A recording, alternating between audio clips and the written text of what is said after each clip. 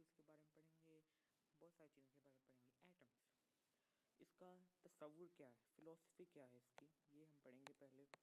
ये कहाँ से आई, इसका तस्वुर एक तकरीबन 2 से 3 हज़ार साल पहले की बात है कि एक साइंसदान ने एक एक्सपेरिमेंट किया, एक तजुर्बा किया। उसने क्या किया कि एक एप्पल लिया, सेब को उसने छुरी से काटना शुरू कर दिया और उसके बहुत सारे पीसेस किए, इतने पीसेस किए कि आप समझ लें इतना सा वो बच गए, एक डॉट।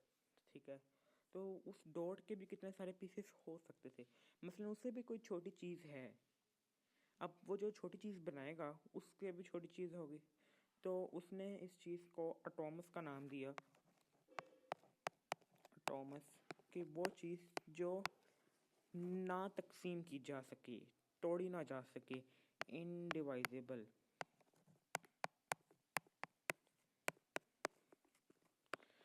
जो एटॉमस है इसका मतलब इनडिवाइजेबल है, और एटम एटॉमस से ही निकला है।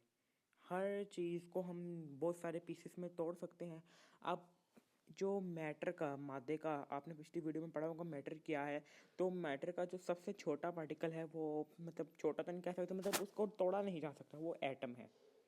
ठीक है, अब एटम का भी कुछ स्ट्रक्चर होगा, वो हम पढ़ते हैं। एटम, दरमियान में गोल सा होता है न्यूक्लियस, दरमियान में गोल सा होता है न्यूक्लियस। ये मैं एक बार फिर से, ये है न्यूक्लियस। न्यूक्लियस के अंदर दो तरह के पार्टिकल्स होते हैं, एक होते हैं प्रोटॉन्स, वो भी पार्टिकल होते हैं, एक होते हैं न्यूट्रॉन्स। और इसके इर्द गिर्द ये शेल्स होते हैं जिसके अंदर इलेक्ट्रॉन्स होते हैं। इलेक्ट्रॉन्स ये भी एक पार्टिकल है। ये मैं आपको बताता हूँ ये क्या होता है, कि इलेक्ट्रॉन्स क्या होते हैं, प्रोटॉन्स क्या होते हैं, न्यूट्रॉन्स क्या होते हैं। सबसे पहले हमें जानना होगा कि न्यूक्लियस क्या है। न्यूक्लियस दरअसल एटम है, ये पूरा स्ट्रक्चर एटम का है। न्यूक्लियस एटम के दरमियान में एक गोल सा एक स्ट्रक्चर है, एक तरह की साख्त है, एक तरह की चीज़ है जिसके जो एटम की तमाम सरगर्मियों को, एक्टिविटीज़ को कंट्रोल करता है।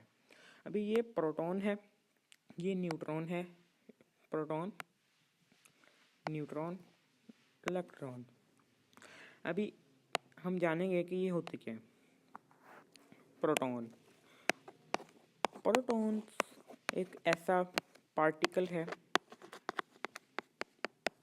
है सब एटॉमिक, मतलब एटम का अंदर का छोटा, एटम से भी छोटा पार्टिकल है जिससे एटम मिलकर बनता है, जिसमें पॉजिटिव चार्ज होता है, प्लस या फिर पॉजिटिव चार्ज होता है। अभी ये चार्ज क्या होता है, चार्ज कोई भी चीज़ किसी दूसरी चीज़ को खींचती है या अट्रैक्ट करती है, उसको हम कहते हैं कि उस पर चार्ज है। तो आप पॉजिटिव चार्ज को, बस इतनी ही इसकी डेफिनेशन है कि वो वाला चार्ज जो नेगेटिव चार्ज को खींचे या अट्रैक्ट करे वो पॉजिटिव चार्ज है, और ऐसे ही वो वाला चार्ज जो पॉजिटिव को खींचे वो नेगेटिव है। यानी पॉजिटिव जो चार्ज है वो नेगेटिव चार्ज को अपनी तरफ खींचता है, और जो नेगेटिव है वो पॉजिटिव को अपनी तरफ खींचता है। याद रखिए कि पॉजिटिव पॉजिटिव को नहीं खींचता, बल्कि ये धकेलता है, रिपेल करता है, धकेलता है एक दूसरे से, और नेगेटिव नेगेटिव को धकेलता है या रिपेल करता है।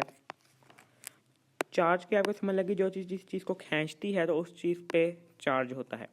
तो पॉजिटिव चार्ज वो वाला चार्ज जो नेगेटिव को खींचता है, नेगेटिव चार्ज वो वाला चार्ज जो पॉजिटिव चार्ज को खींचता है। तो प्रोटॉन्स के ऊपर पॉजिटिव चार्ज होता है,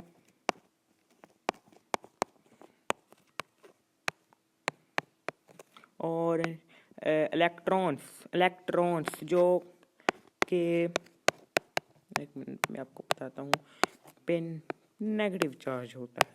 न्यूट्रॉन्स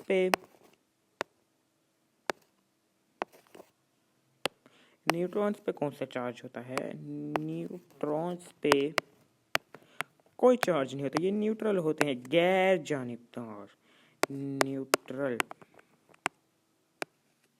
ये न्यूट्रल होते हैं, गैर जानिबदार, ना पॉजिटिव को खींचते हैं ना नेगेटिव को खींचते हैं। अभी आपको तो प्रोटॉन्स जो होते हैं वो न्यूक्लियस के अंदर होते हैं, न्यूट्रॉन्स भी न्यूक्लियस के अंदर होते हैं।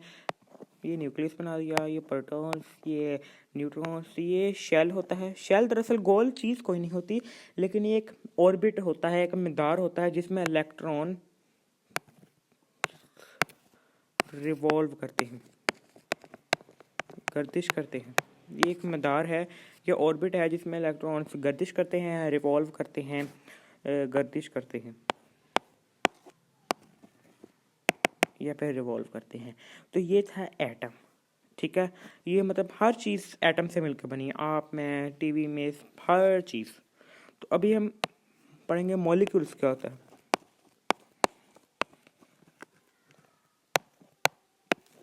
मॉलिक्यूल्स दो या दो से ज़्यादा एटम से मिलके, दो से ज़्यादा भी हो सकते हैं, मिलके मिला दें तो वो मॉलिक्यूल बन जाता है, मॉलिक्यूल बन जाता है। अभी मॉलिक्यूल की कुछ हम एग्जांपल देख लेते हैं। H2O, H2O हम कहते हैं वाटर को। वाटर का अभी दो हाइड्रोजन के दो एटम, हाइड्रोजन के दो एटम और ऑक्सीजन का एक, ऑक्सीजन का एक, हाइड्रोजन के दो एटम और ऑक्सीजन का एक एटम मिलकर बनाता है वाटर। क्या बनाता है? वाटर। वाटर का एक मॉलिक्यूल बनाता है। वाटर का एक तकरीबन गिलास में, पानी के गिलास में कितने अरबों एटम्स, अरबों मॉलिक्यूल्स हो सकते हैं। तकरीबन आप सोच लें, ये मैंने एक छोटा सा डॉट लगाया है, मैंने डॉट लगा दिया, ये आपको नज़र ना, ये लें, ये डॉट लगा दिया। इस डॉट के अंदर तकरीबन 1 मिलियन या फिर आप कह लें 10 लाख एटम्स होते हैं।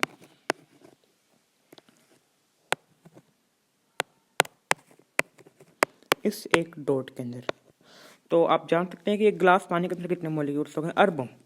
तो ये था हमारा रिव्यू एटम्स और मॉलिक्यूल्स के बारे में। मैंने आपको बताया एटम्स, एटम को क्यों एटम कहा जाता है, क्योंकि एटम एटॉमस से निकला है, आप पीछे देख सकते हैं। तो अगली वीडियो में हम कुछ आगे पढ़ेंगे, मिक्सचर के बारे में पढ़ेंगे, एलिमेंट्स के बारे में पढ़ेंगे। अब तक के लिए इतना ही, शुक्रिया।